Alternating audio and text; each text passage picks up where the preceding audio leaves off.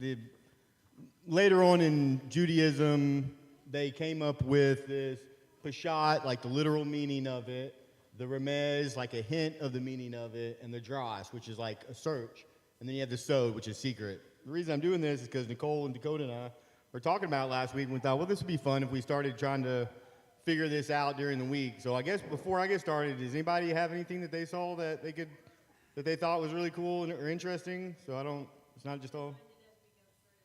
Okay, all right. So, all right, if anybody has anything, let me know. But, all right, this shouldn't take too long, but I guess to get started, though, let's all go to Genesis 1. I'm just kidding. I am going to go there, though. So, I saw a really cool chiasm this week. Let me see if I can find it real quick. And the chiasm is showing Yah's Ark and the Noah's Ark and Yah and the Ark of Testimony.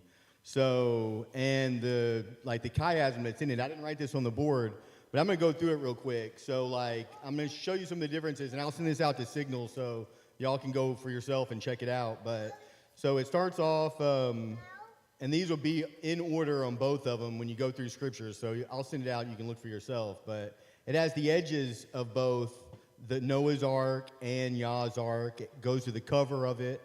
You can see an inside and out picture of it. I'm going to send this out. You'll really get a good visual if you go and read the scriptures. You have the length, the width, the height of Yah's Ark, and you have the shape that becomes clear. And then you get the 40 days and 40 nights in both this story and the story of Moshe where he goes up on it. But, I mean, you'll see just in and out of those. Just think of the Ark. It was supposed to be completely covered on the inside and out with what? Does anybody remember? Pitch. And what is the Ark supposed to be covered with inside and out? Gold. So, both of them, it's kind of the reversal of it. Pitch is this dull, sticky substance. I mean, it's the opposite of gold. Yeah. But this Ark, which is not really, what is it called in Hebrew? Do you remember the Ark of the Testimony? What was it called? Yeah. In English, it's called the Ark, but not in Hebrew, but I can't remember. But anyway, so, you see this, you see man leaving. It's called a roan, I'm sorry. What? A roan. And a roan, that's it. Okay, yeah. And then Aharon. So you added a hay to it. Aharon, Aaron carried the Aron. So the Ark, you see it in English and with Noah's Ark, which is interesting though. It kind of comes out still. And when I send this out, you'll be able to go through it this week and see the real big ideas behind it. But so in Genesis 1, what does the world start off like?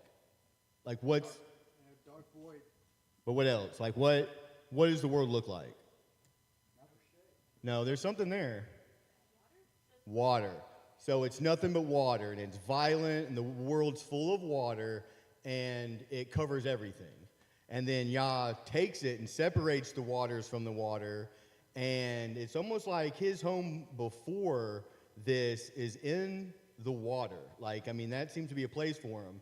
And then later on, when man just totally fails, he has to take one family and save him out of it. What does he do? He brings his world back, and he puts a little window in the Ark for Noah and his family to be able to look out and see what the world was like before he made our world. So think of that, and then the same thing is happening. Now Yah wants to make a dwelling place for us, for him. He wants us to make him a dwelling place, like an apartment on earth. And so this is it. This is the Mishkan. And he gives us all the instructions on it. But how do you start building it? What's the first step? Does anybody remember? They had to go gather all the materials. Yeah. Well, what did they start building first? You're right. That was it. Yeah. No, it's the Ark. So he starts this time, from the inside out, just like you. So the point of this I'm going to get to is I think that Yah is trying to show us that he wants us to be his dwelling place. I agree with everything Randy said earlier about the millennial reign. There's a time coming where we all need to finally live out Torah with a righteous judge, with the Messiah in the world, and he's walking us through step by step. He's showing us all the beautiful, significant reasons that we were doing it and living it out. But the main goal is so he can change us from the inside out. And anyway, so if you look at a picture of what you build like you'll see the ark, and it's up in this area, and inside the ark you have the Torah, the Ten Commandments, and you have outside of it the menorah, the showbread, the altar of incense, and then the sacrificial system. Does that look like anything? If you were to look at that and think, like, what could that look like to represent? It's more than three. Oh, one more. Yo, I'm looking at you. Go for it.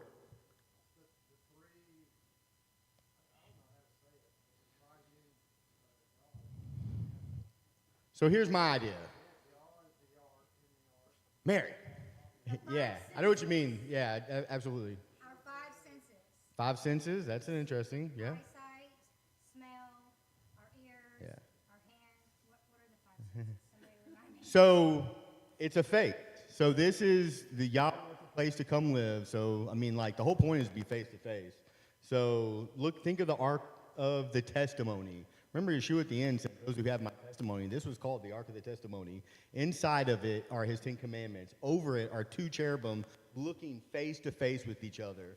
So think of your brain. You have 2 sides of your brain, and protecting it is like, isn't in Hebrew, they believe like your heart is in your mind, like your love and everything. That comes from up here. It's not from here, but it's from your thoughts, your desires, your actions. That's where your heart is.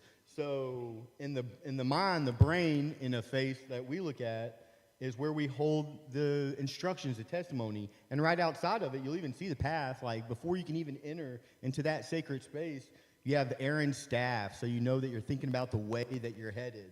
You have the manna, like you're living from the living word of Yah, like day after day, and you're getting understanding of it. And then you have the full Torah that was all part of this. But then here we'll have the eyes, the menorah is over here, and the showbread table. Literally, like, this was a completely dark, closed-off room. Without the menorah shining light, you couldn't see the showbread table. So here we have one eye giving light, the other one showing us the showbread table, representing the instructions, the Torah, the living word, but also your 12 brothers. Every brother is represented on that table of what that light is supposed to shine and show you, like who you are, who your brothers are, how you're supposed to treat and act. And then, I mean, the altar of incense is obvious. It's your nose. Incense is a smell. I mean, and then when you go outside of it, you see the, what's this called? The laver. Is that right? Yeah, the laver. The laver where the water is part of the mouth where, it represents baptism and cleansing. And, I think even Yah represents himself cleansing through the water quite a bit. And then the sacrificial altar where, clearly things burnt up and ate up and destroyed. So you have a picture here of the face of Elohim. And he says, make for me a place to dwell. And even this Mishkan was supposed to be a garden. So it's supposed to, in a way, represent the garden originally made for us and a returning back to it in the best way we can. So he gives us instructions. Start on the inside, he's telling you, and fix the heart, and then work your way out. But Yeshua comes the other way, and he's our burnt offering. He tells us then to, once you get justification, you get justification through faith and go through the baptism here, and then you come up, you start offering your prayers, you understand into the word, you become the light unto the world, and then eventually once you enter into the Holy of Holies. But this is what I think is really interesting. Like, if you look at, and my mom gave me this book, and I've been pretty excited about it. Not everything I read is very interesting, but who knows how many layers of skin we have? 4? Who said it? 3? We have 3. So we have 3 layers of skin, and they're represented with the epidermis, the dermis, and then you have your layer of fat. Or what's it called? Subdermis, maybe? I don't know, but it's fat. So, so these 2 layers were sewn together. They were one layer, similar to our outer layer. Like your vein, vascular system, and everything is in the top layer. On top of it, we have fur that looks like goat skin here. So these were one layer. Underneath it, this white one on here would have been goat hair, just woven together, real thick, nothing pretty about it, not dyed. This middle one here was dyed red to, kind of, you see the outer layer, which is a protection, the vascular system, and then the fat layer, just goat hair, woven together. It was the thickest one. It was for protection. And then underneath that, you see cherubim. There's the blood. We're 85% water. Like your blood is 85% water altogether, and there's cherubim in there protecting it. And you see it, the purples, reds, and all these colors that you can see when you just, look into our body. But there's several steps, and so the same way I was saying that Yah brought Noah out and kind of gave him a glimpse of what his world was really like before, just water. And I mean, water is terrifying. I mean, like if you were in an endless amount of water, there's nothing scarier than that, than being in this just water. And then he's saying, well, I need a place to dwell. So he brings you into his holy place, and you walk through even the layers. We have earth. We have, to enter in, there's 2 more layers so that you go through.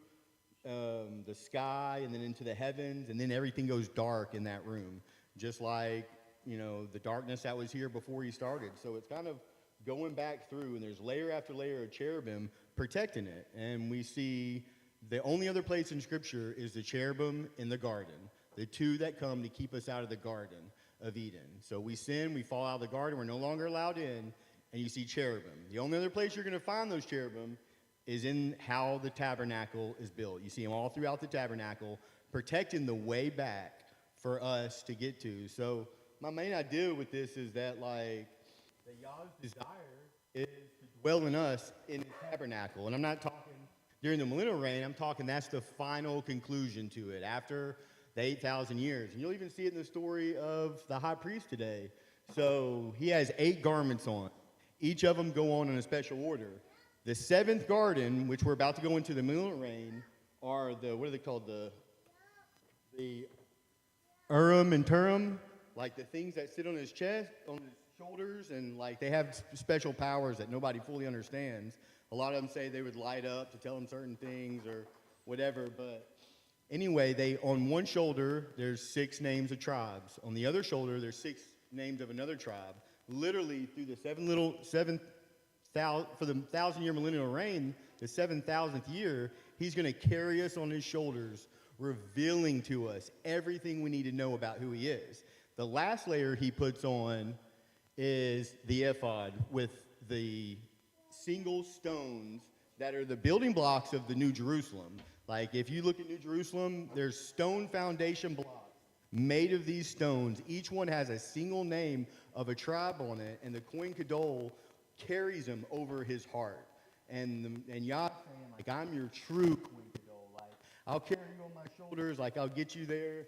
But, like, my desire is to come live in your heart, like, in your, truly come live in you and make you a temple. And, in fact, will you do something for me, Ray? Yeah. We get 1 Corinthians 6:19, and Mary, we get 2 Corinthians 6:16. I'll just do a couple of these. While you're going there, Sherry had a question. 2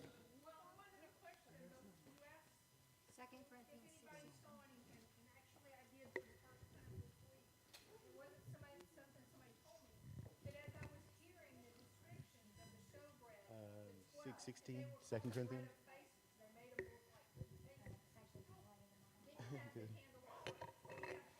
Well, we know that the Torah, the commandments are our ketubah. So you've got your ketubah, your covenant. You've got the showbread, the tribes, and you have Yeshua, who said, I stand in the midst of the candlestick. 1 Peter So 2:4. you have your bride, your groom, and the ketubah. That's what I saw. That's pretty. Yeah. I like that.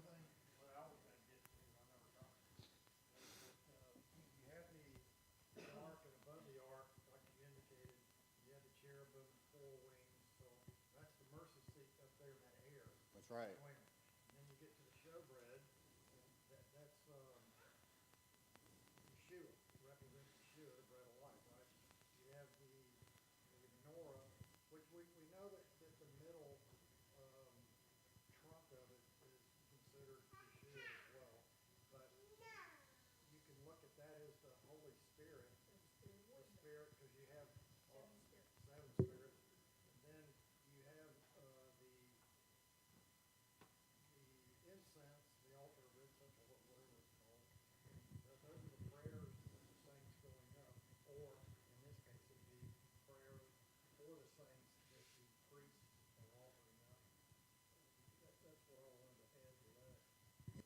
That's true. And I've heard all that this week too. That's like really interesting to think about, like all the ways Messiah is revealed through the Mishkan too, and how he brings us back into it. You know, I mean, so we're seeing Yah, how he makes a place for himself to live in our world, but it's also he can make a place to come live in us. Like that's the final destination for the Father. It seems to be, and we'll prove it in a second through the New Testament. But like, does anybody know what the first real prayer prayed at this was? After, like, I'm trying to really bring out that this is Yah trying to say that this is my face. I want to be face to face with you. This is how I reveal it to you. Does anybody remember? So it's over. This is interesting. So it's over the Nazarite vow. So these are people that want to set themselves completely apart, and then Aaron comes down and blesses them with a prayer. And we all know it, but I think we forget that, like, there's two things in here that just bring it back. So this is the first, like, real blessing he prays once the Mishkan's built, and these people come to him. They really want to set themselves apart, and he says, let Yah bless you and keep you. Let Elohim shine his face upon you and grant you grace and lift up his face to you and give you peace. So he's saying, like, this is my face. I'm revealing myself to you. I want to make a place to come live in you. And even me and Beth were talking earlier about, or I was talking. I don't want to throw Beth under the bus for my conspiracies. But you know, they've been poisoning our water with fluoride, and everybody, you can go look online what fluoride does to your pineal gland. Yeah, to your pineal gland, and it'll calcify it. It turns this place, like, you can look at testing of people that they can measure a small amount of light coming from your pineal gland. Like, I mean, Yah says, let your light shine, and he wants to do away with mostly Judaism thinks of your brain as your heart. So, like, they want you to get rid of that calcified heart of stone that can't see him, because we've been so polluted with worldly things and sin, and, you know, we're so far away from him that he wants us to come back to it. Well, like, even the water, they put fluoride in it, and they just are trying to pass a bill right now to get because they've finally come out, the FDA and everybody, they've said it's poisonous. It's a tragedy they've been putting it in it, but now certain states are coming out and they're fighting against it, and if one or two of them wins, they'll take it out of all the fluoride of our water. But that's just, you know, and Savannah brought up something really interesting too about the water, is that just think about where Yah will stitch you together in while you're being made. Like, it's in your mother's womb. So in the water. So we're born in water, and then we leave through literally what Judaism calls the matrix and come into this world. Your womb in Judaism is the matrix. Just Google it. Look it up and Yeah. literally means the So It's not the womb that's the matrix. It's not the womb that's the matrix. It's the in between the outside world and the womb. okay, but that's where you go through. So you leave the water, this place where he is knitting you together and making you into who you are, and he puts the light in you, and then you come out into this world through the water. So in the same way Yah's world at the beginning was water, and the same way Randy said earlier that there's this, you know, blast of fire that just melts the flesh off of everybody, and I think for us it's a good thing. I think it means that we get hit with this H2O2, is that what it is, H2O2? Bomb, yeah, and it'll either incinerate you like Drosh and just do away with you, or you'll be ready to be turned into what the Father has made us to be. So it's one or the other. Like, if you're ready, like, you'll be able to withstand the fire that's coming, and you'll just become part of whoever he is in some way. And that's just a way to look at it. But I only got 3. I got a bunch of them. You're welcome to look them all up. These are all about how we're the temple in the New Testament. But go ahead, brother. So that's 1 Corinthians 6, 19. Or don't you know that your body is a temple for the Ruach HaKodesh who lives inside you, whom you received from Yah? The fact is, you don't belong to yourselves. 2 Corinthians 6:16 says, "And what agreement has the temple of Elohim with idols? For ye are the temple of the living Elohim. As Elohim has said, I will dwell in them and walk in them, and I will be their Elohim, and they shall be my people."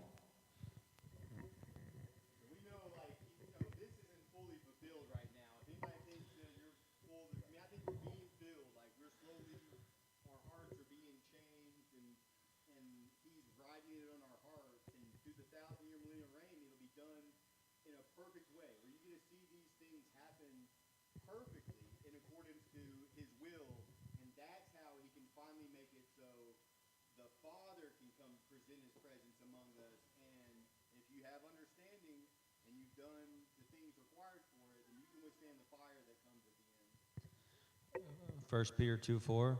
As you come to him, the living stone, rejected by people, but chosen by God and precious to him.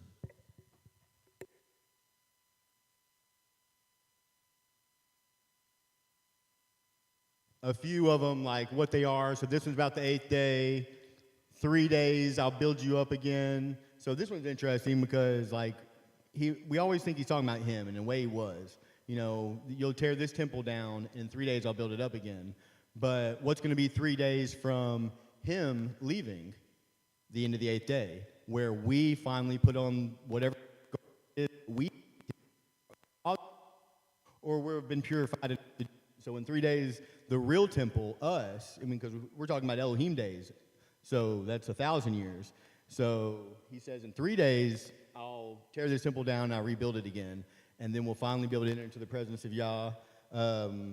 He says he doesn't, in Acts 7, he doesn't build his house out of stones, but out of his people. Like this, he always has desired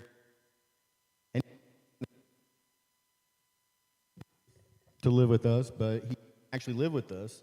And then 1 Corinthians 3, you yourselves are Yah's temple. I mean, you can find it, this theme is throughout both Old and New Testament, that his desire is to make a dwelling place in this. And so, like, it really comes out in this week's Torah portion ever. But I'm going to let us read the Torah portion, and I'll try to shut up.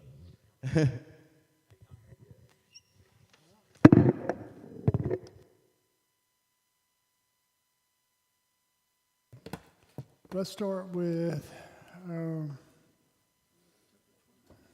we are on Exodus 25. Let's start with the prayer. Baruch atah Yah Eloheinu melech haolam, asher bakar bano mikol ha'amim, v'natan lanu et Torato, Baruch atah Yah noten ha'Torah. Amen. All right, Exodus 25. And this is the portion, the Parsha, Teruma.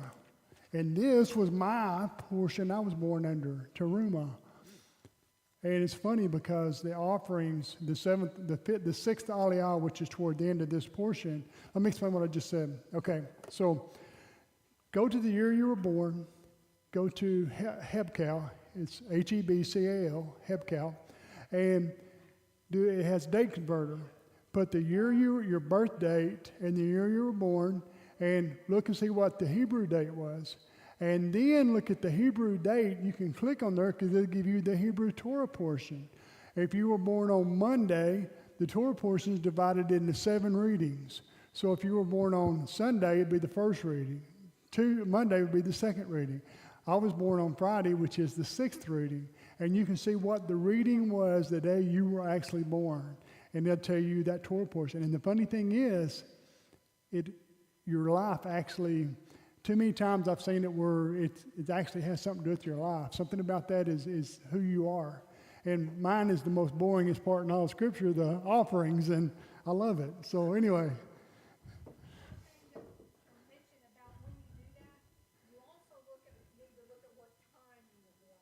Yes.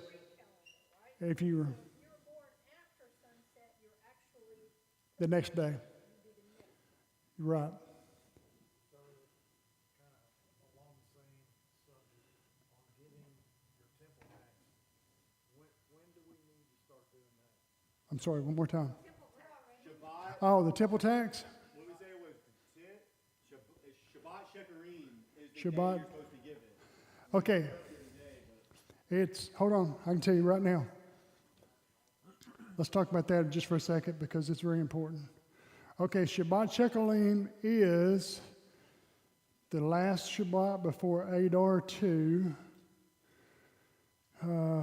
Should be, yeah. Saturday, March 9th. Okay, now let me explain now. So in Scripture, everybody had to donate a half shekel temple tax. This has nothing to do with our congregation. Go to the Temple Institute, and they will tell you somewhere on there you can click to donate or whatever. And last year, I think a half shekel, they figured was like $10 American. And so men over the age of 20 had to donate a half shekel temple tax, but anybody can donate. So I donate, my wife donates, and I donate for all my kids as well, and my grandkids. And then that's the way we do it every year. That's coming up March 9th. Do that, because the half shekel temple tax traditionally goes for the temple, the upkeep, and all of that. And so if you donate your half shekel tax, you're kind of agreeing with our concept that there will be a sacrificial system, because that's the whole purpose of it. And so, go ahead. We have to pay it on that day? No, no. No, you can pay it any time of the year you want to. It's not time related. It's just that, Make sure we didn't do it wrong last year. no, you're fine. You can donate at any time in the middle of the summer, but it's just called the half shekel temple tax. It would be awesome, though, if they just got an explosion of people paying it on that day. It would be. Like, if they knew Well, what they were paying for. in ancient times, when you went to the synagogue back when the temple, before it was destroyed, every synagogue, 1 month before Pesach, they started collecting the new temple tax for the next year. And then at Pesach, or actually Aviv the first of Aviv, which is the first of the biblical calendar, they do all the old temple tax and they set them aside and they start buying the offerings with new temple tax. And it's kind of like if you're in a government, they allow so much money every year for each department. They don't use it up, they use it for something else. Then the next year they get a new shot at it. So that's the purpose of it. And the temple tax, though, is very important. And basically, when you pay your temple tax, it ties you to the system in God's eyes. Whether they acknowledge it or not, in God's eyes, you're part of the system, part of what He intended. Okay. TempleInstitute.org.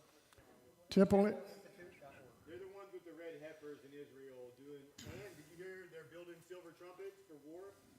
They're blowing 2 silver trumpets made out of a solid piece of gold, and they're taking donations for it still, but it sounds like they already have them made. Yeah. So if you want to donate some silver for the war trumpets, that would be awesome. Silver trumpets made out of gold? They're silver trumpets. So the silver trumpets are for war. But why are they made out of gold if they're silver? Oh, did I say gold? Yeah. Donate silver. Yeah, just Okay. Chapter 25, verse 1. Who's reading first? I got it. Go, Ray. And Yah spoke to Moshe, saying, Speak to the children of Israel, and they take up a contribution from me. From everyone whose heart moves him, you shall take up my contribution. And this is the contribution which you take up from them: gold, and silver, and bronze, and blue, and purple, and scarlet material, and fine linen and goat's hair, and ram skin dyed red, and fine leather, and acacia wood, oil for the light, spices for the anointing oil, and for the sweet incense, shoham stones, and stones to be set in the shoulder garments and in the breastplate. And they shall make me a set-apart place, and I shall dwell in their midst. According to all that I show you, the pattern of the dwelling place and the pattern of all its furnishings, make it exactly so. And they shall make an ark of acacia wood, 2.5 cubits long. Wait, stop. Okay, let's back up to verse 9. Like everything that I show you, the form of the tabernacle and the form of the vessel, so shall you do. Okay, so when we translate into English, that's why we get so many crazy different translations. That's the thing about Hebrew. It goes back, they found an Isaiah scroll in a copper scroll, in that whole Qumran thing. And I think they said there was 1 letter difference from that scroll to the modern Isaiah scroll. And so anyways, Hebrew is translated exactly. Even the jot and the tittles are the same. So there was a reason, do as I show you. So Judaism has this tradition that Moses was taken up into the heavenly tabernacle. He wasn't just told what to do. And we can't say it's not true because he says right here, do as I have showed you. How did Moshe, how did Bezalel, and the other guy, Aholabab, how did they know exactly what to build? He showed them, clear as a bell. Now, this is what Judaism says. Judaism says that Moshe was taken up in the heavenly tabernacle, and Yah was walking around and said, build this. And Moshe said, I can't build an altar of fire and of, these He said, no, use gold and silver. Use the best you've got. I know you can't build it exactly like this, but symbolically, you build it like this. And so Moshe was literally shown everything in the heavenly tabernacle to build. And so now it wasn't just that he was told what to build, he was showed what to build. And so you got to understand that, because in their concept, Moshe literally walked around in the heavenly tabernacle. Now I'm going to challenge you. What if there's a time difference? What if the heavenly tabernacle come down over the earthly, over the mountain for a short period, and what Moshe went up into a different time frame? I 100% believe that. Think about that. What if Moshe went up into a different time frame where it wasn't the time that we knew? Or what if he met Yeshua on the Mount of Transfiguration? There you go. A lot of ifs, huh? Okay, so what if Moshe went up into a time frame where this time frame down here, he's up there for 40 days, but to him, he's just up there for a short period. Maybe who knows how long. And so, we're talking about different time frames, different. We don't, for us, he was gone for 40 days and 40 nights. But what if he, in his realm, when he went up there, what if he really wasn't? What if he, I'm just a concept to think about, because it opens up a whole new world to some other teachings as well. A lot of tradition, too, says that angels wrote the Torah for him. And then, they spoke it to him and wrote it down for him, so he would have the story of Adam and Eve and all that. Like, he wasn't there for that. So he had to be told all of it. And it says that they wrote it for him in some tradition. So, and the reason I went down that road is because of this. We have the phrase, for one day for Elohim, 1,000 years is one day. And then we have another phrase where he says, you will go in, when you will be punished for 40 years for the 40 days you spied out the land. So what if we're looking at different categories? What if we're looking at this top circle turns 1,000 times. That's one day in the heavenly realm where the Father is. It turns 1,000 times. Oh, wait. Got 3 gears. The small gear turns one time, 365 days a year, one time in 24 hours. And then the next gear turns one time in 365 days. And then this gear turns 1,000 times, turns this one time. So basically got all these gears like a clock that makes the whole system work. And we could even go deeper in that. We won't, but... That's what I was going to say. Never mind then. What? I was going to go deeper. I would say, what about down in Sheol? I think time is different there too. What about... I know it is. What about Jubilees and all that you add into this system too? Right. So we got so many different time frames that are turning. And so the best movie, there's a movie perfect for that. What's that called? Inception? Or what was that with different time frames? It was cool though. I like that. Okay. I have a question about verse 2. So it says, speak to the children of Israel. They shall take contributions for me. From everyone whose heart moves him, you shall take up my contributions. That is not a command. That is from whoever's heart moves them. That's like a call. It's like, hey, if your heart is moved to come be a part of what I'm doing, bring forth all you got. Okay, now, with that being said, we got teruma and we got half shekel. Half shekel is mandatory. Everybody has to give that. Now, in Numbers chapter 28 and 29, it gives us sacrificial animals every single day that are used at the temple. That's what the half shekel pays for. The rich don't have more and the poor don't have less. Everybody has to pay an equal amount. But teruma is different. Teruma is a voluntary gifting. I want to give this for the, we're so excited. We came out of Egypt, and all that gold and silver we brought up out of Egypt, those people wanted to donate that for the temple service, and that's teruma. That is an offering. That is, that has nothing to do with the half shekel. This is mandatory, and this is because I'm wanting from an open heart. I want to give this. Sherry.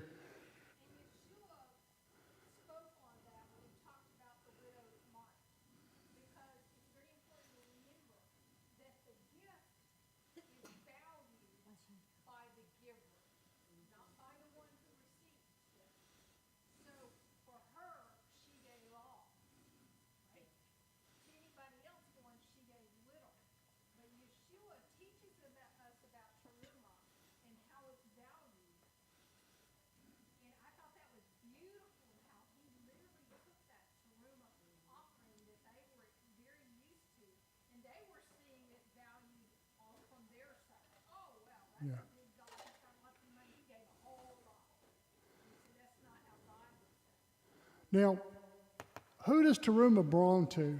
Now here the teruma is going to build the sanctuary, everything, right? But there's always teruma.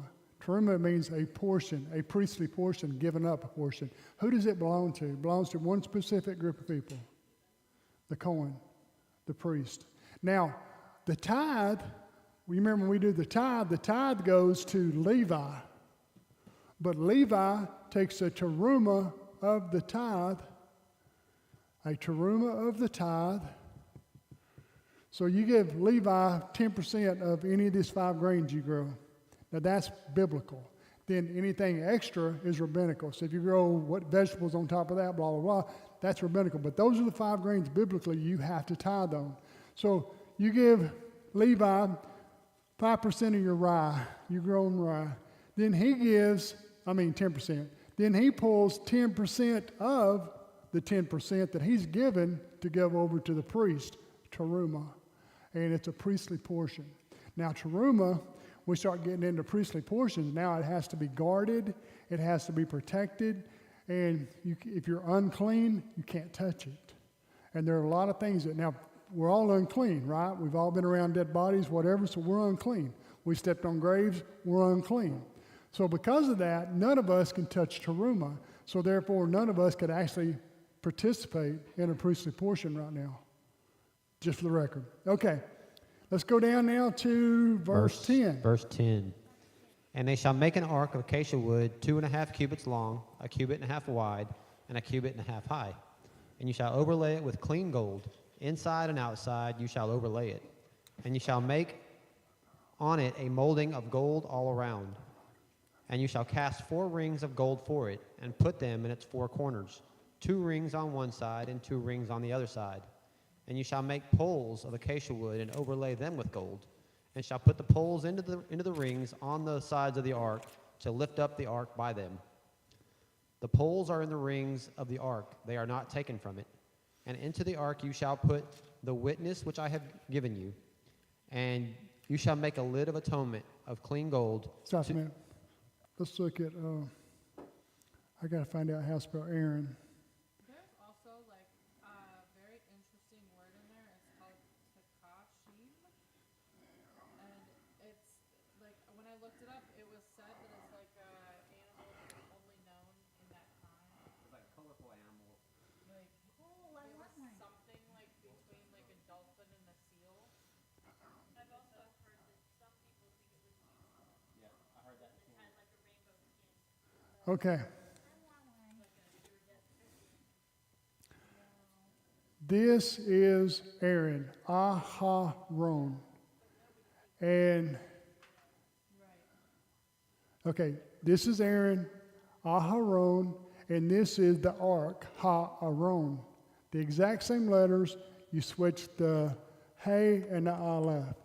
So Aharon carries the Ha-aron. And if you're saying the ark, you would say Ha-aron, the ark, not just Aaron, Ha-aron.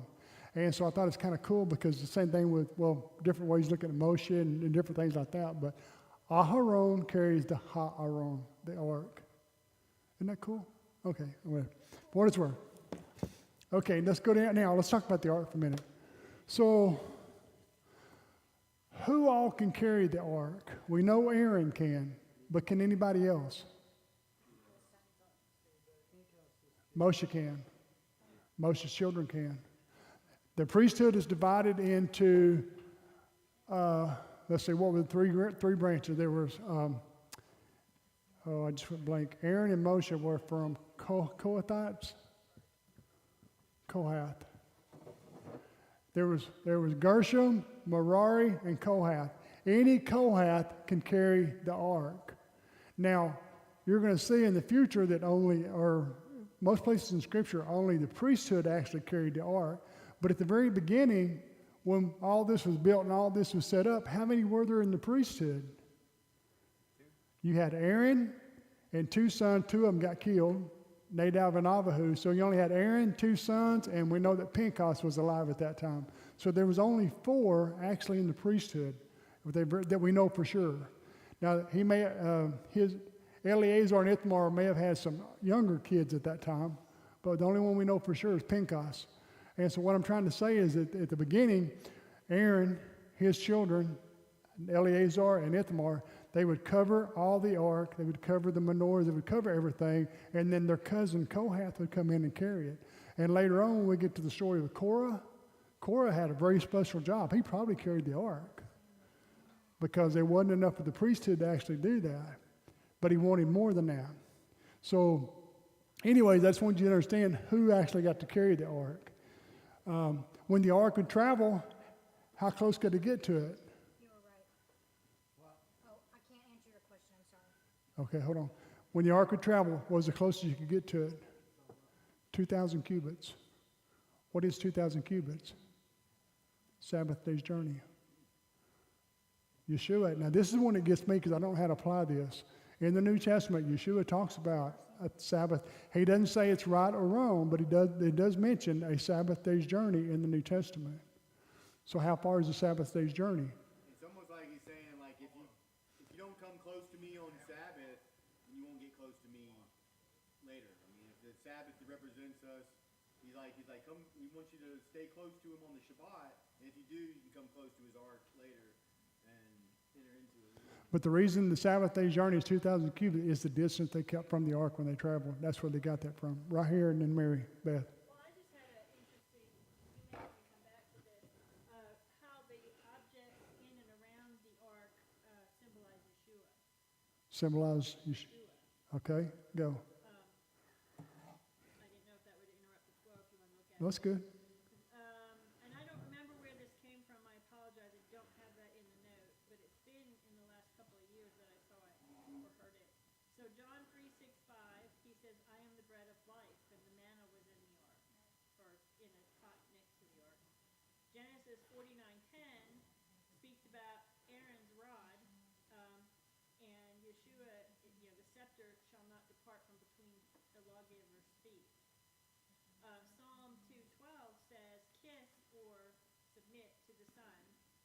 John 1:1 talks about, in the beginning was the Word, and that's the tablets. And also says that he will tabernacle among us, and the ark was in the tabernacle. Very good. Mary. 1 Samuel 4:4-9. So the people sent to Shiloh and brought from there the ark for the covenant of Adonai Sabaoth, who is present above the cherubim. The two sons of Eli, Hophni, and Pinchas were there with the ark for the covenant of Eli. Okay, so it says they were there with them. Doesn't necessarily say they carried it, but somebody did. Now, during the time of David, I think the only time they moved it first they put it on a wagon, and that cost guys death. Remember, it shook the wagon, and he pushed out and touched it. And then they were like, okay, what do we do?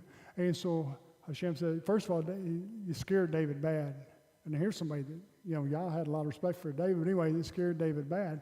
And they put the ark up for a little while, and then finally they got the courage to move it. But this time they did it the right way. And that's a perfect story for people to understand is that, nowadays everybody's got this idea of Yeshua, like he's my buddy, I'm going to throw my arm around him. No. We're talking about the king of the universe. We're talking about the Elohim of Elohims. We treat Yah with the most respect we can. And because of that, this casualness that so many people in the world have about Yeshua, it will get them killed. And it got the guy killed moving. And this was a guy that could move the ark. I mean, this was a priest, obviously. But it got him killed because he didn't do it the right way. And so it said the ark had been in his house for like 20 years. And so he felt like this ownership kind of it.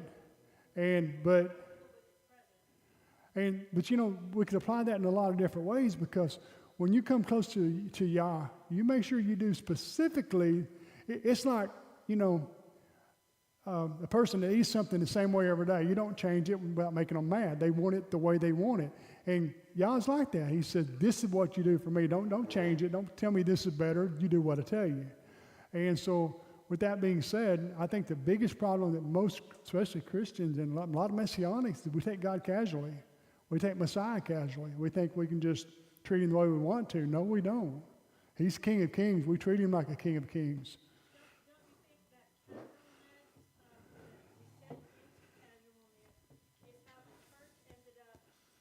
going off track. adding stuff and bringing Yeah. syncretism into the church. Oh, that's a cool tradition in this group over here. Let's bring it over here and adapt Yeah. it, and we'll even give a reason for it. So I got to tell this. And so I think that kind of casualness is what has happened where the church has become very Yeah. syncretic. Years ago, we were at our second location, third location. We just had the cabinet and the tour scroll, and I was putting up the scroll one day, and boy, I don't know, I just gotten really laxed and casual, and so I'm just nonchalantly just doing everything. And I turned around, the tour scroll fell and hit me on the forehead and busted my head open, started bleeding. It didn't hurt, but it scared me so bad. I shook for weeks after that. I was like, okay, I've been taking God, and I knew I've been taking him way too casual, and he got my attention quick. And it was just for the tour scope, so, but, So I, Went into the office and stayed there for a long time, and everybody was like, what's going on? I was like, so this idea of Yom Kippur, when the Kohen Gadol goes into the Holy of Holies, they don't take that lightly. They know. And they even have a meal afterwards celebrating his safe return if he come out alive. I think that that Hasatan has done a good job of making us casual. Exactly. Because we have no idea, like, none of us in this room knows how to come to a king. Like, we don't even know, like, what that even means anymore. Like, we regard everybody as the same. We're all equal. And, like... I know one way we did that. And Beth came up with this, and you wouldn't even think about it. Back in the day, there were kings. Then after kings, we had elected officials. Elected officials, we treat them less than a king, and we don't treat them with respect, which a lot of them don't deserve respect. But my point is that by doing that, it made us, with the king, it was different, right here. So there's like a lot of really popular Christian songs though too that are like I'm a friend of God and like things like that. Like it puts him on your level. Yeah, you're right. And We got to be careful with that. We got to know that he wants to be there for us. We talk to him every day, but at the same time, we hold him on a different level of respect. Well, it's like your spouse. You don't hold your spouse on the same level as your friends. You treat them with like a way, way greater intimacy than with your friends. This has like been a thing that we've been talking about all week, is because like I had said one of my friends is a male, and I was like, this is like my best friend. And I was like, but I don't treat him on the same level as I would Patrick. Like, I would share, like, the same thing with him that I would share with Mary, which is nothing the same as Patrick, right? And that's exactly how we're supposed to treat Hashem, is the same way we would treat our spouse, being that intimate, not And that's, friendship. and one second, that's the same concept with the story of Purim, with Esther. Esther goes before the king. She knows she's not allowed to. It's called protocol. So that's why the temple sacrifices, people don't understand. It's all about protocol. It's all about approaching Yah. Hold on, we got one right here and another one over here. Go ahead. Well, it's like the relationship dynamic the symbiosis between parent and child. Abba wants you to love him as beloved father, but by golly, that beloved father will swing the cosmic two before upside your head if you don't behave.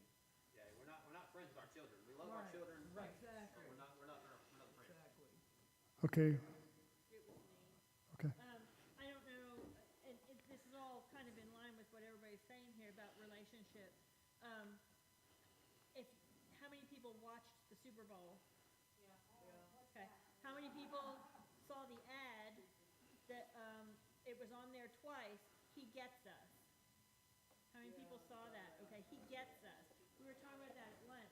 There's an ad that's getting really big, and now that it's been on the Super Bowl, it's all over social media and all this. It's Yeshua or Jesus washing people's feet, and he washes a policeman's feet, and he washes all these different people, homeless man's, all these different people. And gay people's feet. And yeah, and there was a big and gay people's feet. Yeah, Where was this now? on the Super Bowl. It's coming. You'll see it. Well, I don't It'll watch come it. across your Facebook eventually.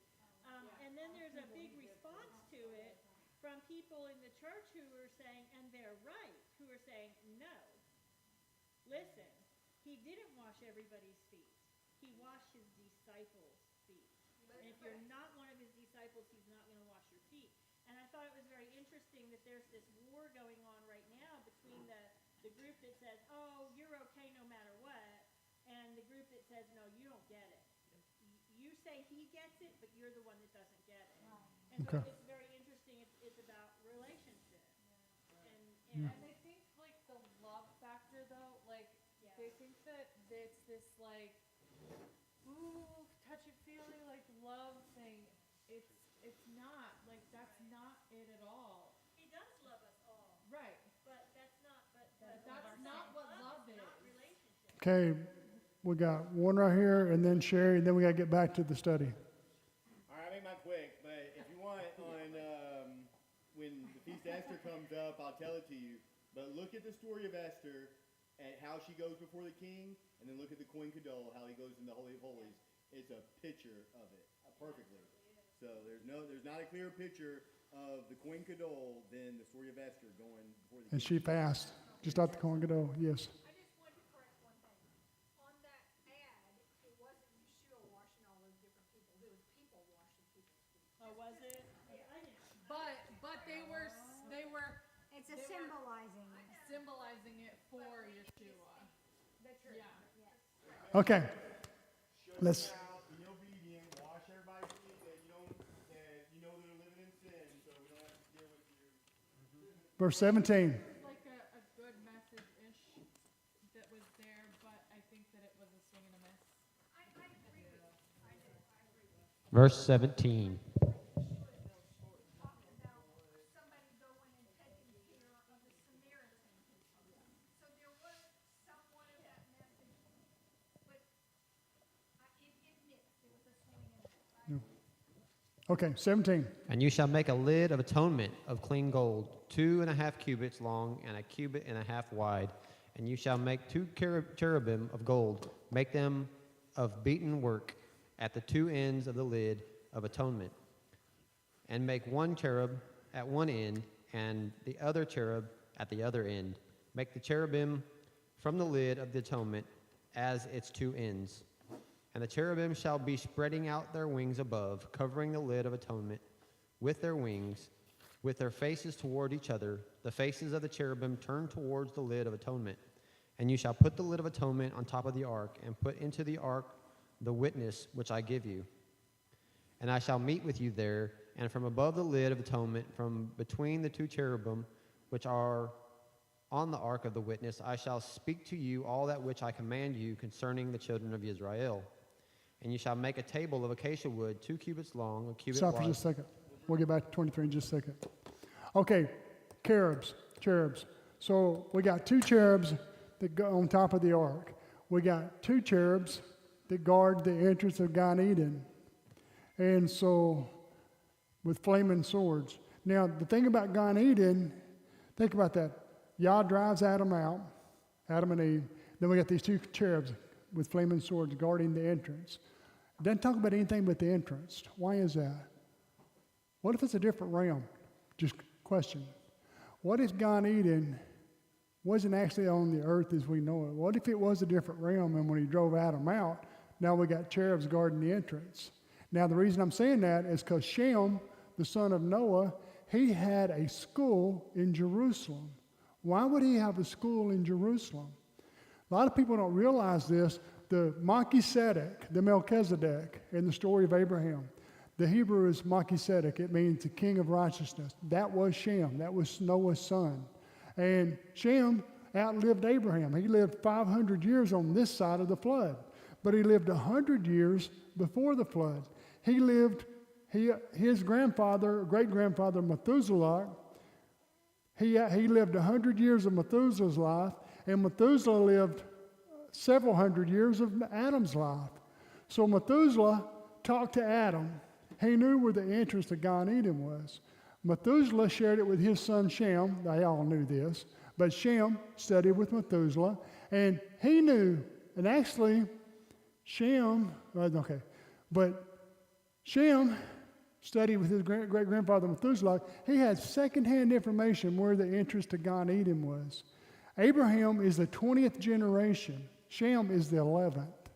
And so Shem on this side of the flood, why did he have a school in Jerusalem?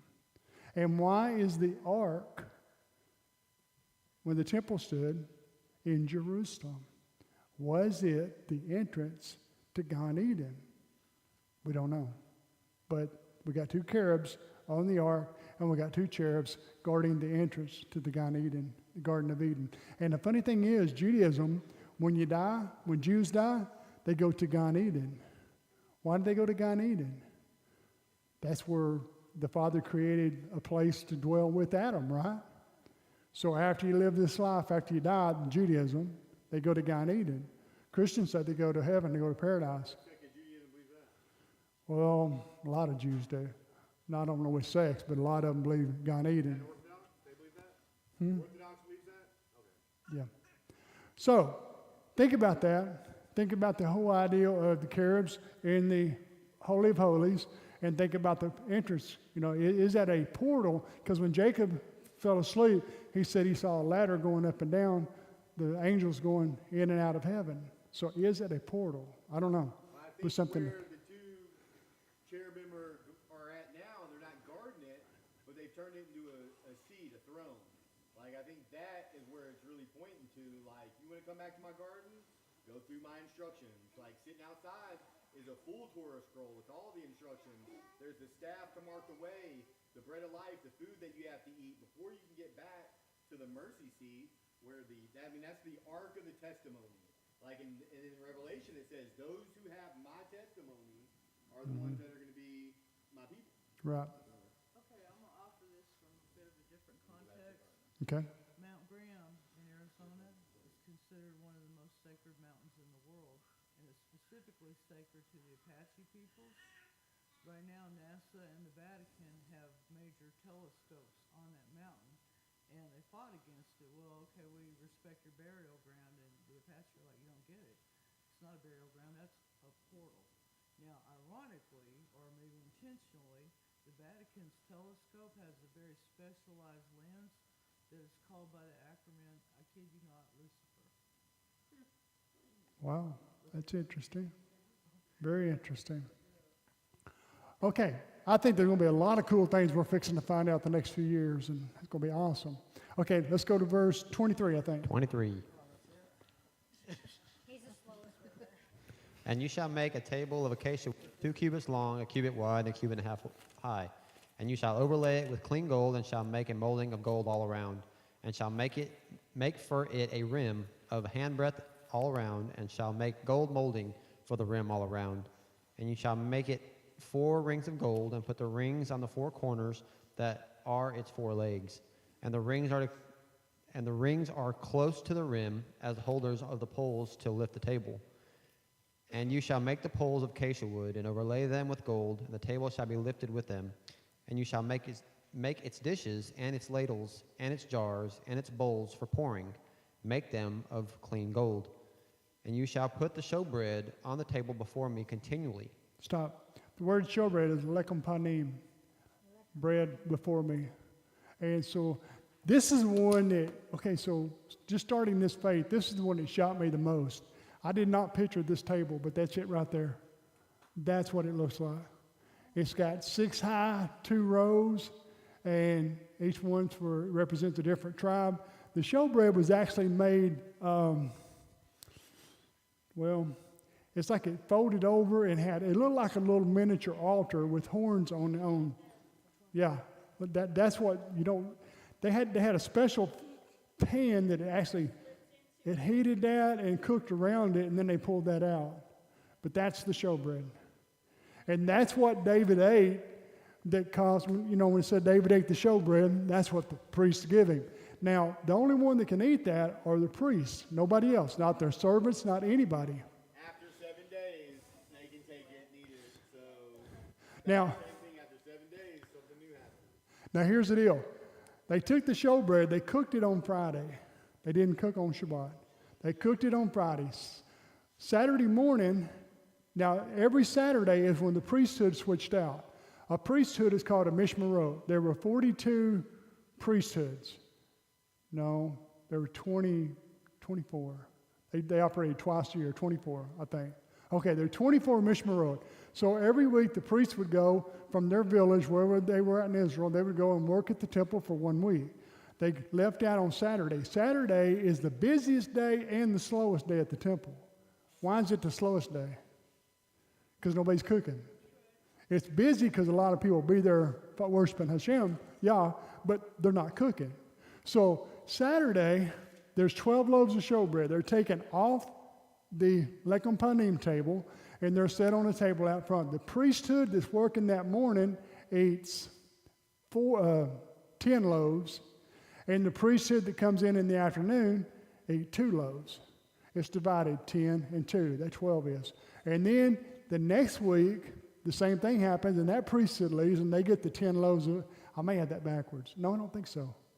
The ones that working that day, the morning, got the 10 loaves, and the afternoon got the other 2 loaves. But anyways, that's how it was split up, and that's how every week they changed it.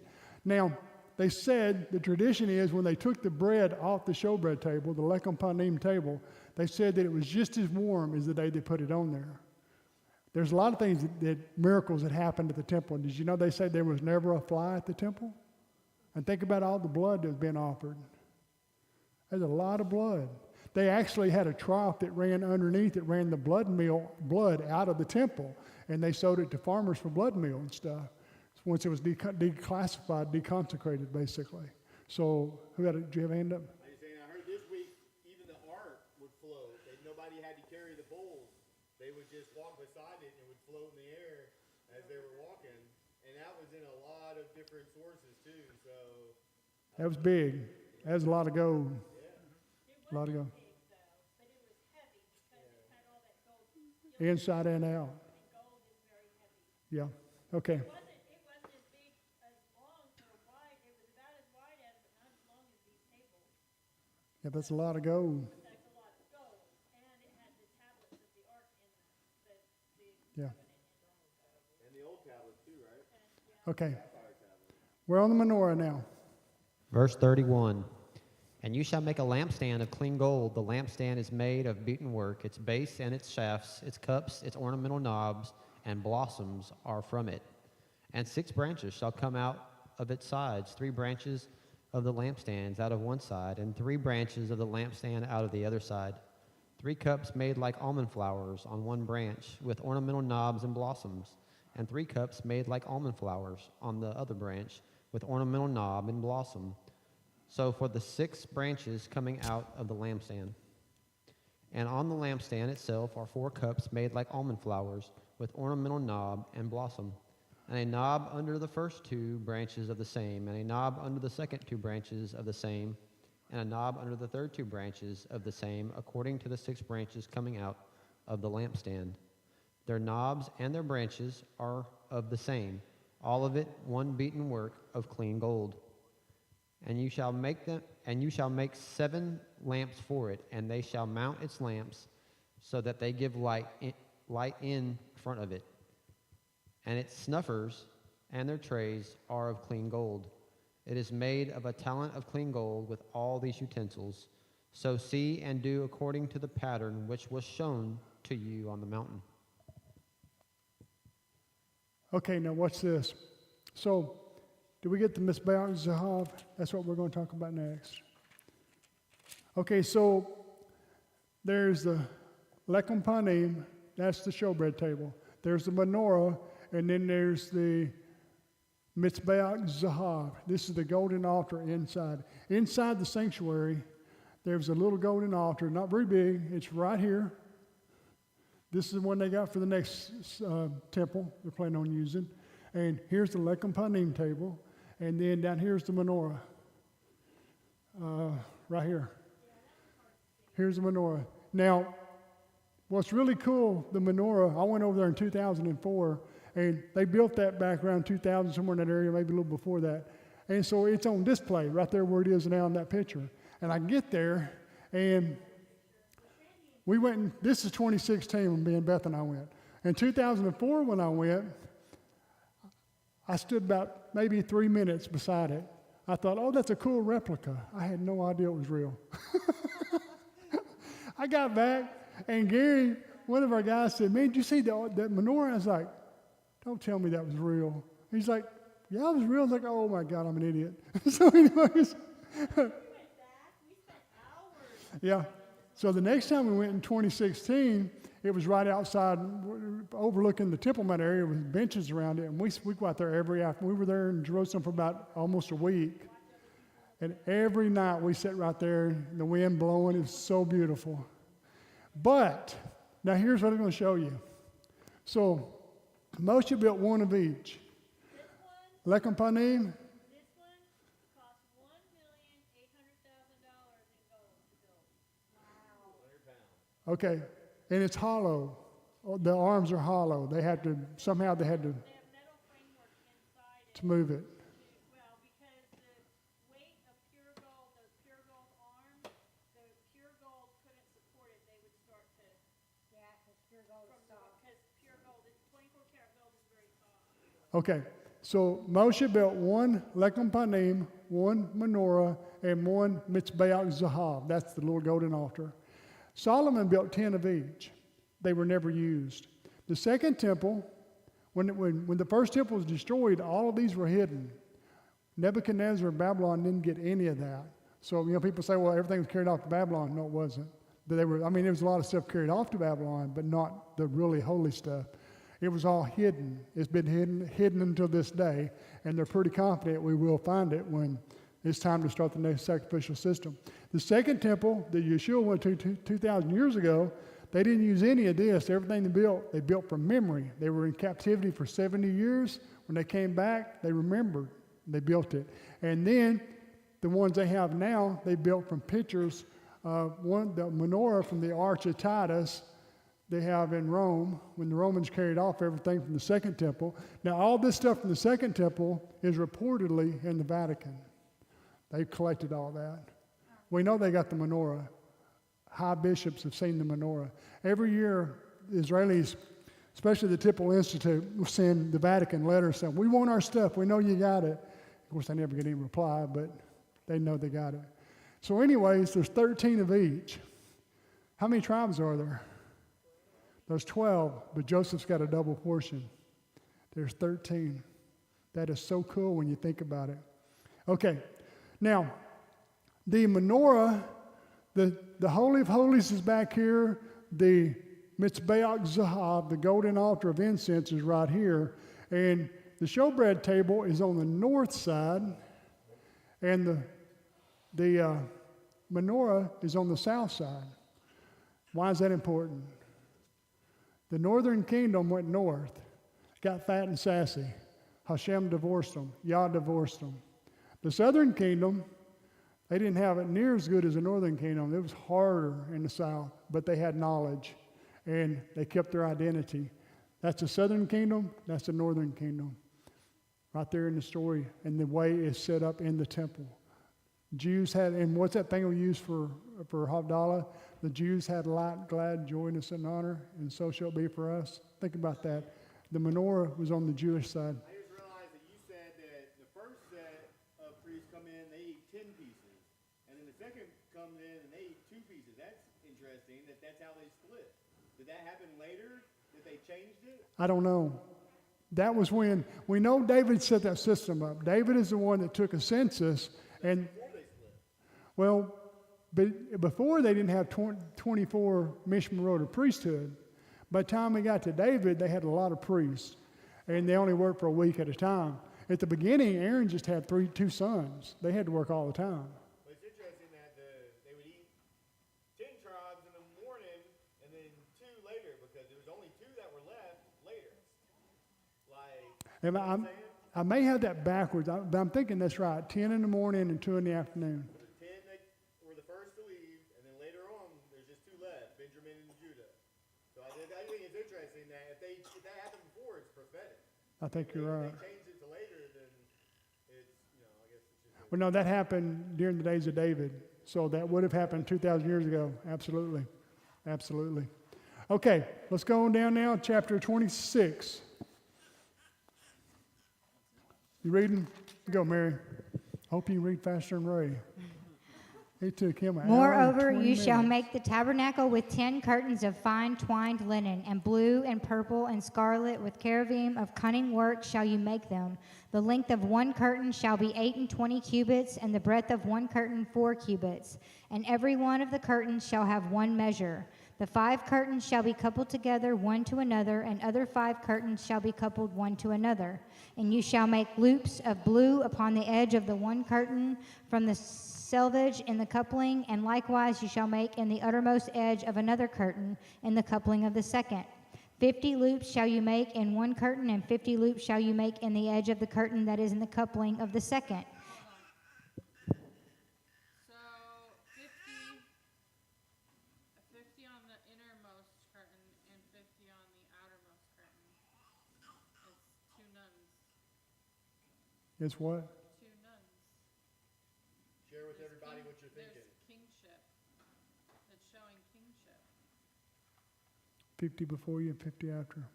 What she's talking about in the Torah scroll, so we call the Torah, we said there's 5 books, but there's actually 7. There are 7 books in the Torah, and this is the way it divides up.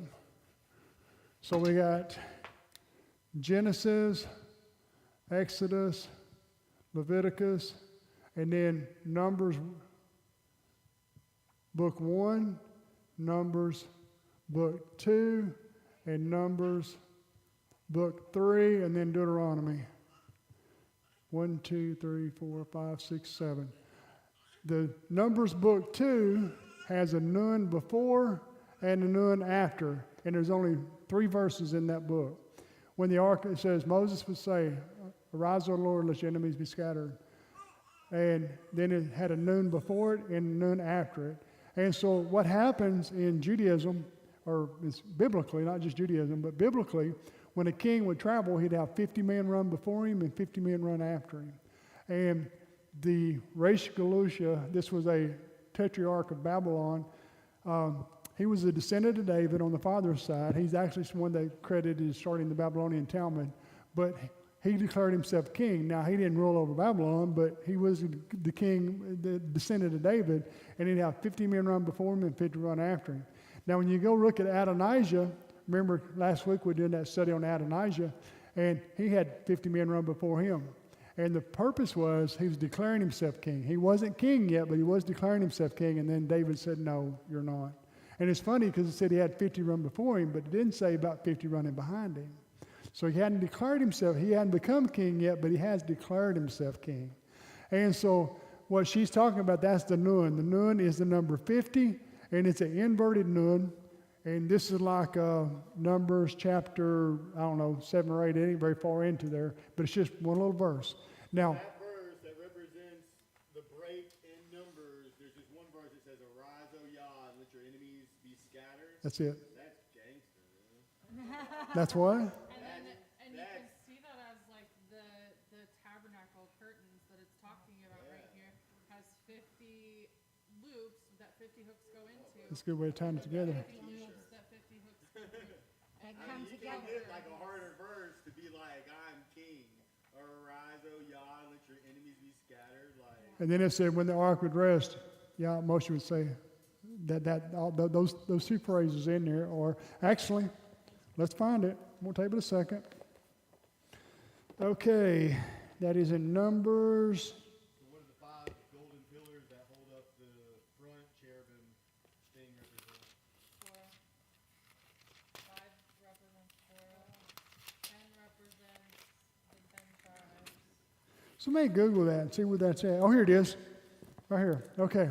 So, this is the phrase right there. See the nun before and the nun after?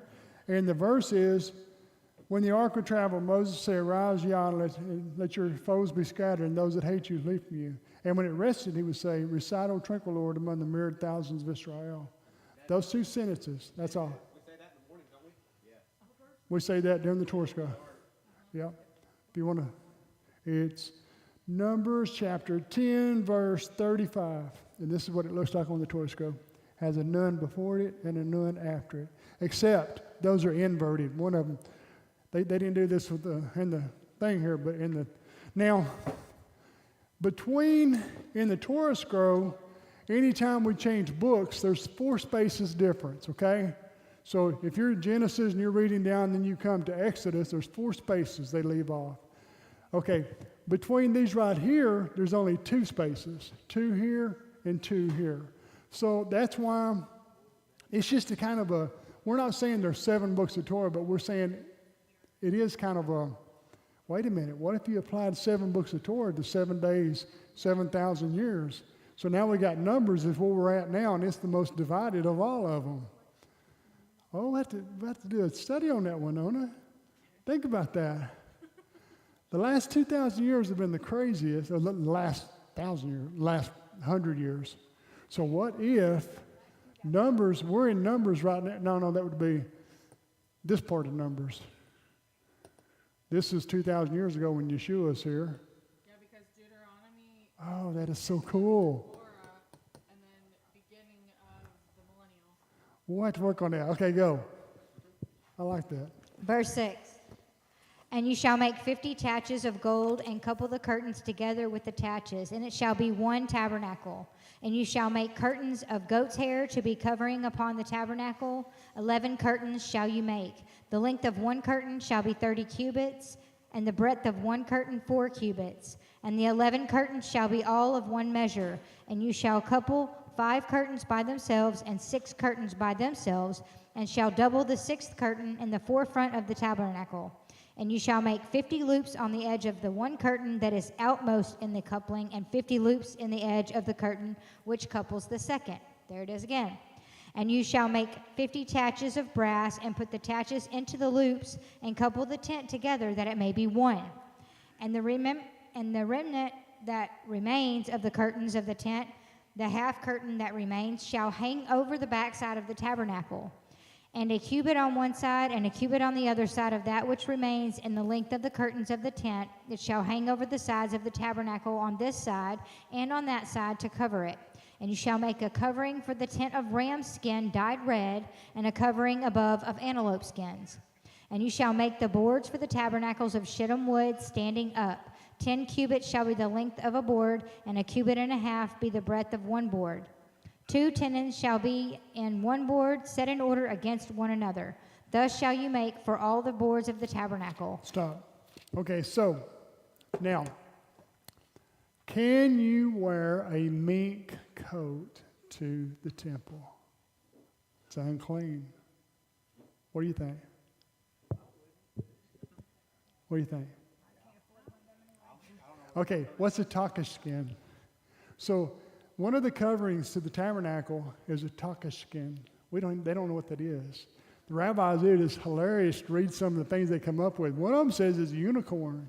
They said it was a prehistoric animal, a unicorn, and it was very, huh? Another Why would says, they kill that? another says that it's like kind of like a mixture between like a dolphin and a seal. A lot of them say, yep, it's some kind of a seal. When they crossed the Sea of Reeds, they said they were laying on the ground there, and they pulled them out, and they used the skins. So, but what we're getting at is that it's unclean. There's only 4 animals, well, there's a few animals that are clean more than that, but there's only, it's an unclean animal, whatever it is. You can wear it outside of the temple, just not in there. Well, the reason I'm bringing this up is because you guys need to think about this. You'll see a lot of Messianics who say, well, this guy cracked me up. A kid threw a football. He said, I can't touch it. It's unclean. I'm like, oh, my gosh.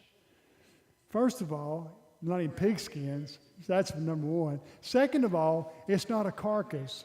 There's a difference between carcass and skin. You can make a skin out of pig leather. There ain't nothing wrong with that at all. And you can go to the temple with it. There is nothing wrong with that at all. So what is the key? What is the difference between a carcass and a hide that you can use? You could write a Torah. I wouldn't probably do it. They use strictly sheepskin for Torahs, but I mean, it ain't like it's forbidden. Yeah. Let's retract that. I mean, Paul did wear camel skin, so it's not wrong to wear the skin. I mean, sorry. John did, and Elijah. Yeah. So. I don't know where Paul came from. Exactly. So So what we're saying is that when somebody says you can't, you'll see that with a lot of Messianics. A lot of Messianics will say, well, you can't wear this at the temple. I don't want to touch a football because it's a pigskin. That's nonsense. As long as it's been dried. The key is it been tanned and there's moisture in it. If it's a carcass, it's, rotten and blah, blah, blah. But if it's been tanned, if you've turned it into a hide, there's nothing wrong with it. And that's the number one thing that we need to understand is that, and it's not that if you touch a dead carcass, then you're unclean until sundown, okay? Okay, even if you touch a clean animal, if it died on its own and you touched it, I'd check on that one. But I know if you had a pig and it died on the road and you're dragging it out the road, you touched it, you're unclean until sundown. That's it. Now, there's only thing that makes you unclean permanently is a dead body. That's a whole different situation. Okay. I recommend washing your hands after touching any dead animal.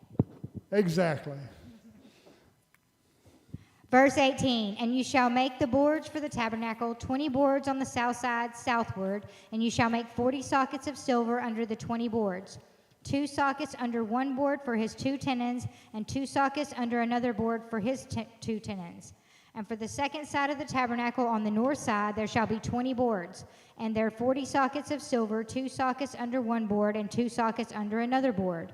And for the sides of the tabernacle westward you shall make 6 boards, and 2 boards shall you make for the corners of the tabernacle and the 2 sides, and they shall be coupled together beneath, and they shall be coupled together above the head of it unto the one ring. Thus shall it be for them both. They shall be for 2 corners.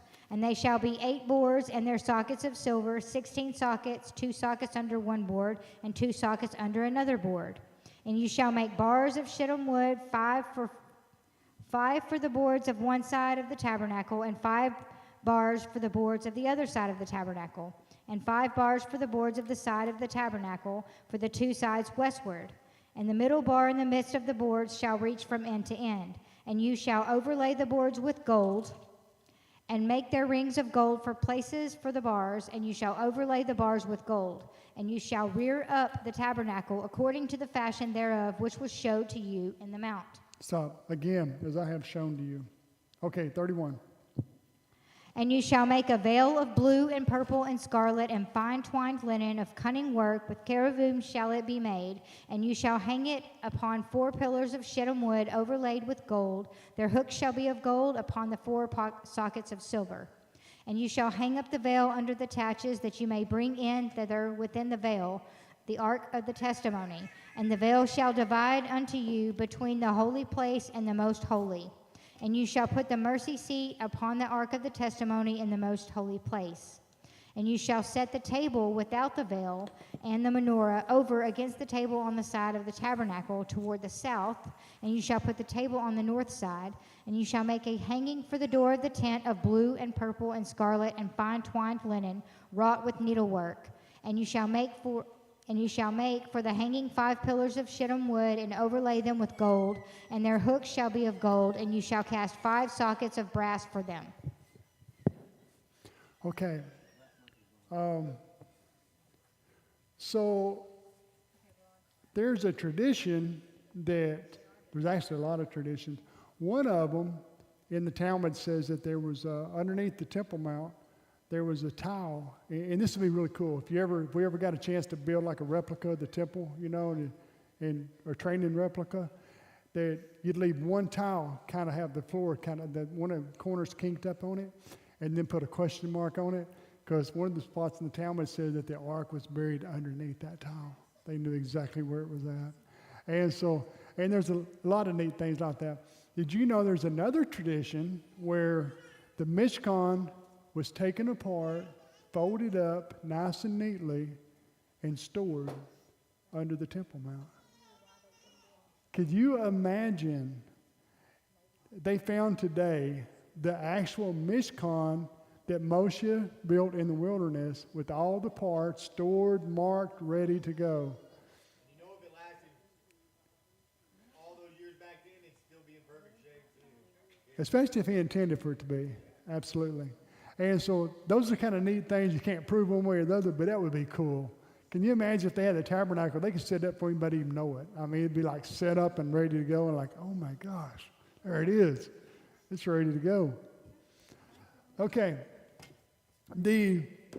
Those boards in there, they're kind of cool. They're stood upright, a bunch of them upright, and then they got holes in them where they run these rods through like this.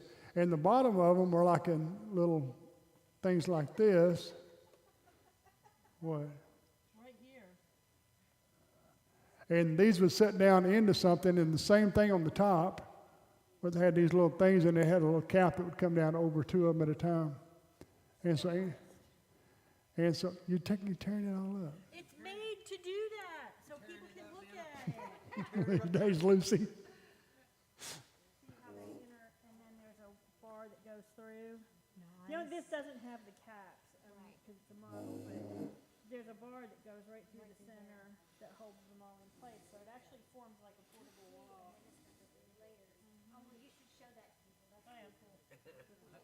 We like Randy's drawing, though. Yeah.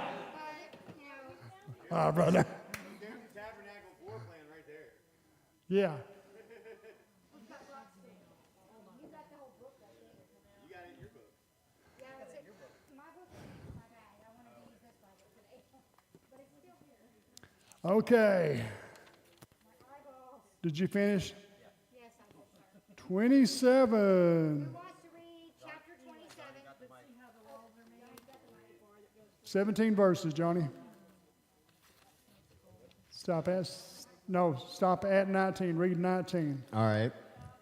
And you shall make a slaughtering place of acacia wood, 5 cubits long and 5 cubits wide. The slaughtering place is square, and its height 3 cubits. And you shall make its horns on its 4 corners.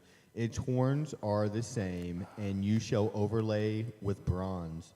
You shall make its posts to receive its ashes, and its shovels, and its basins, and its forks, and its fire holders.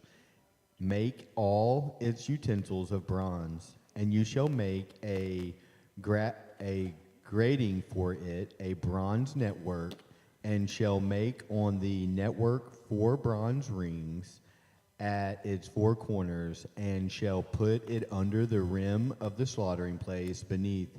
So the network is 5 up the slaughtering place, and you shall make poles for the slaughtering place, poles of acacia wood, and shall overlay them with bronze. The poles shall be put in the rings, and the poles shall be on the 2 sides of the slaughtering place for lifting it. Make it hollow with boards, as it was shown to you on the mountain. So 8 are. Let me get the other mic. They weren't the best batteries. And you shall make the courtyard the dwelling place for the south side screens for the courtyard made of fine woven linen, 100 cubits long for one side, and its 20 columns and their 20 sockets of bronze, the hooks of the columns and their bands of silver. And so for the north side in length screens 100 cubits long with its 20 columns and their 20 sockets of bronze, and the hooks of the columns and their bands of silver. And the width of the courtyard in the west screen is 50 cubits, and their 10 columns and their 10 sockets. And the width of the courtyard on the east side, 50 cubits. And the screens on the side of the gale, 15 cubits, with their 3 columns and their 3 sockets. And on the other side, screens of 15 cubits and their 3 columns and their 3 sockets. And for the gate of the courtyard, a covering 20 cubits long of blue and purple and scarlet material and fine woven linen made by a weaver, 4 columns and 4 sockets. On the columns around the courtyard have bands of silver, their hooks silver, and their sockets bronze. The length of the courtyard is 100 cubits, and the width 50 by 50, and the height 5 cubits. woven of fine linen thread, and its sockets of bronze, and the utensils of the dwelling place for its service, all its pegs, and all the pegs of the courtyard are bronze. Okay, so now we've got a bunch of stuff to talk about. First of all, this is the copper altar. It's roughly about 8.5 feet. It's at 5 cubits square. And so a cubit can be anywhere from 8 to, temple cubit is usually about 20 inches. It's a cubit, which is 18 inches plus a handbreadth. So that's about 22 actually. So it actually may be closer to 9 foot. But a handbreadth and then a cubit. And so the temple cubit was usually about 1.5 feet, 18 inches plus a handbreadth. Okay, so anyways, 8.5 feet. How many people were making offerings at this temple, this altar? 2.5 million people came out of Egypt. 600,000 men, not counting women and children. Okay, so you got a lot of people making an offering at one little bitty 8.5 foot altar. Now, when the temple, in Ezekiel's temple we're reading this morning, that altar is going to be about 24 foot. 24 by 24 is actually a pretty good size. Imagine, I'd say probably about here to there, square. That's a pretty good size altar. And Beth. But, I mean, you're talking about Passover specifically, but with that number of people.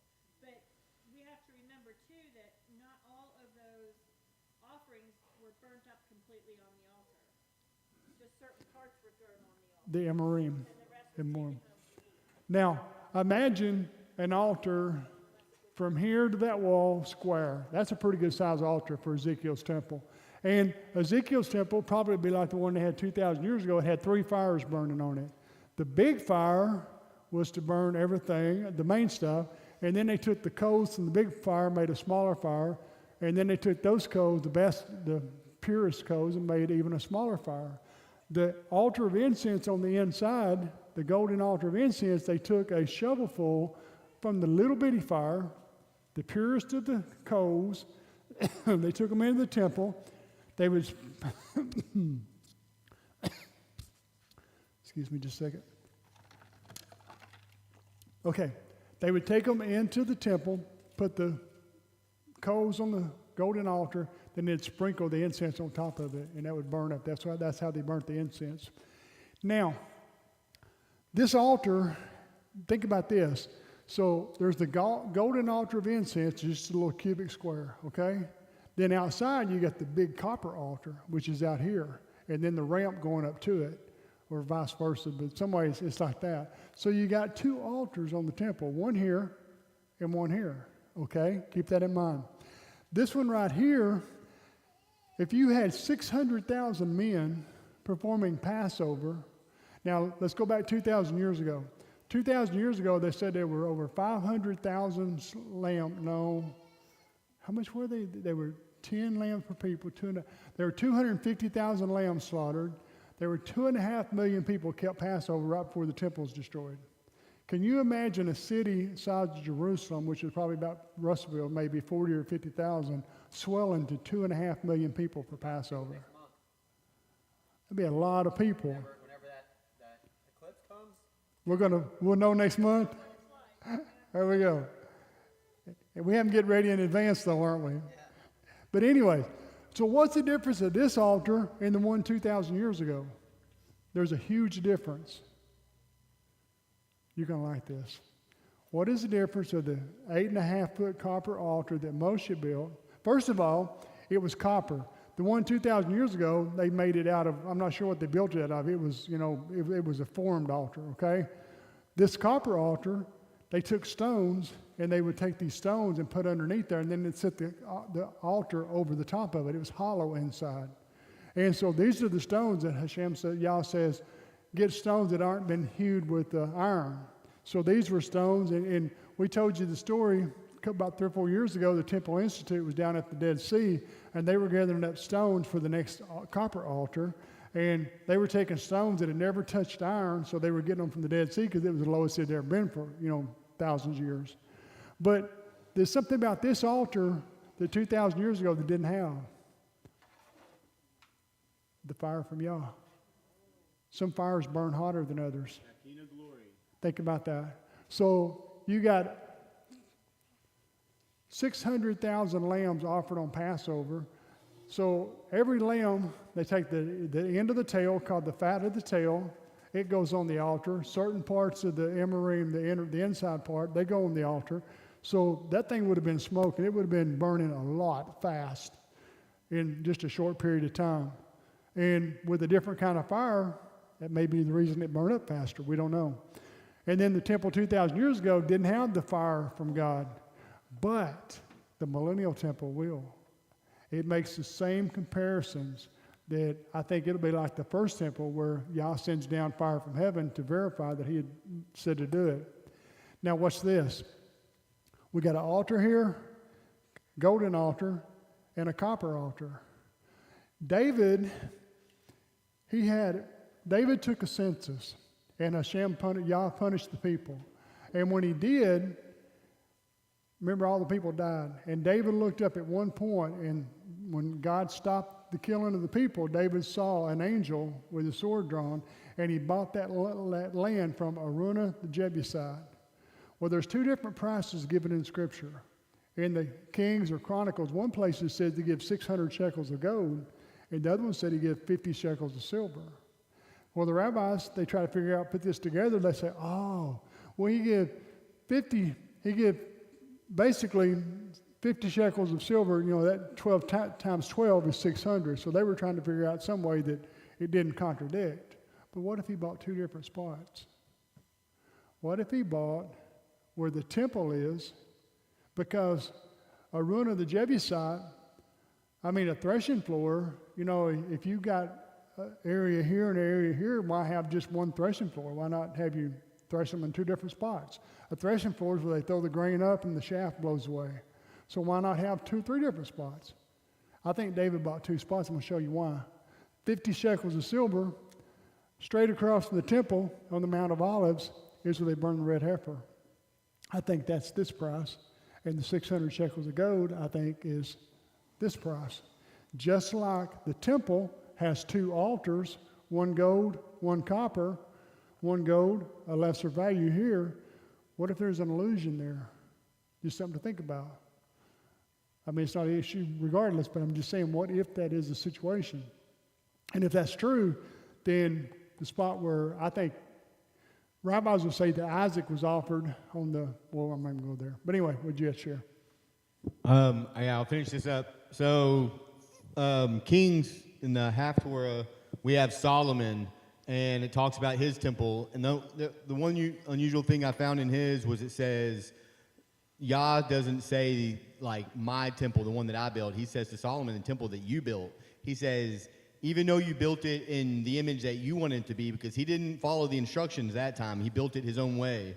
He says, if you keep my commandments, my mitzvot, my instructions, and all that, he's like, I will dwell with you in your temple. So it was kind of like this weird picture of, like, it won't look the same as it's supposed to, but if you do these things, I will come dwell in it, even though you kind of made it in your own image, because Solomon went way grander than it was ever supposed to be. Like, he overdid it. But then I saw the gematria, the Mishkan's gematria is 410. Well, so is the for Kodesh, to be set apart. So, like, we're supposed to be set apart. Like, if you are, you become a Mishkan. It seems to be alluding to this same theme like we do. Does anybody know how long Solomon's temple stood? Close. Keep going. Add 10. 410 years. So that's how long this temple stood of his that he made in it. But, and then 410 gematria is the same for Shema. You can rearrange the numbers in it, and you get something that is hard to understand, but it's the Mishnah. Does anybody have a good explanation for what the Mishnah is? This is actually spelled wrong. I've done it right, but. Well, no, it's got a nun and a hay. You sure? I checked that a while ago. Something wasn't looking right. This one's right, Shema. What is this? Shama. But that's Mishah. That would be Mishay. It actually means hour. I checked on my phone. Okay. I believe you then. All right, well, so we got Shema then for the 410. So to hear and to do. But you're right on this one. Mishkan is come at 410. I think that's cool. And then so is the Bet Had Mishkan, the Holy Temple, is also 410. How many lambs did you say was slaughtered? Lambs, Yeah. 256,000 right before the destruction of So some. each lamb has 2 gallons of blood. 2 gallons of blood. So how much They drain the blood. blood do you have? That's a lot of blood. That's a lot of gallons of blood. The temple, there was a trough at the one. Okay, the altar, now the Mishkan in the wilderness, they just poured the blood out on the ground. But the altar at the temple 2,000 years ago had a trough on one corner. They sprinkled the blood on the altar. They just basically just threw a little bit of blood on it. And then they poured the excess blood out down that trough, and the blood would run down just like a gutter, and it would run out outside the Temple Mount. And they had to, I think they kind of like declassifying documents, you know. They had to Hey, look that word up for me. Can you tell me if it means to cleanse? I think it means to cleanse. what? The one that I have down that says the Mishnah, to cleanse. Let me show you. Would that